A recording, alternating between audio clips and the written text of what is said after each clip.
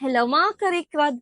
Sa video na ito, pag-uusapan natin ang Maneki New Zealand Scholarships, isang life-changing na oportunidad para sa mga Filipino at mga estudyante mula sa Mindanao. Kung gusto mo mag-aral sa New Zealand at mag-advance sa iyong career, panoorin ito para malaman kung paano makikinabang sa scholarship na ito. Ano ang Maneki New Zealand Scholarship?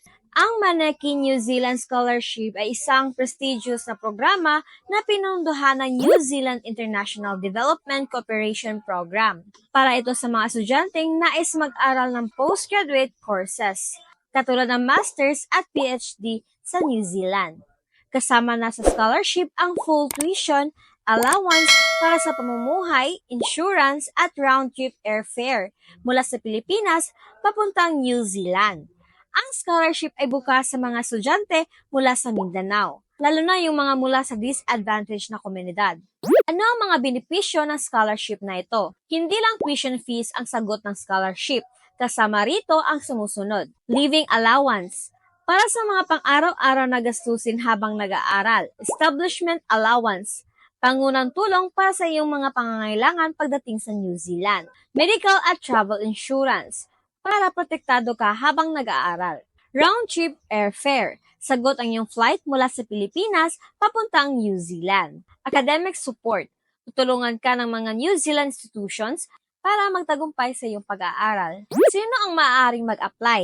Ang mga kwalipikadong aplikante ay dapat nagmula sa sumusunod na sektor, public sector or gobyerno, private sector or mga kumpanya, civil society, mga organisasyon. Lalo na ang mga estudyante mula sa Mindanao, may prioridad sa scholarship program. Dapat ka ring makapasa sa online eligibility test bago ka mag-apply. Paano mag-apply at ano ang mga dapat tandaan? Kung nais mong mag-apply, narito ang mga hakbang. I-check ang iyong eligibility. Mag-take ng online eligibility test sa kanilang website. Mag-register ng account. Gumawa ng account at siguraduhin ilagay ang tamang email address kasi dito kanila i-contact. Mag-submit ng application. Kapag eligible ka na, mag-apply online at siguraduhin isubmit ito dahil mahigpit ang deadline. Mag-apply ng maaga para makaiwas sa pagka-overwhelm sa application portal.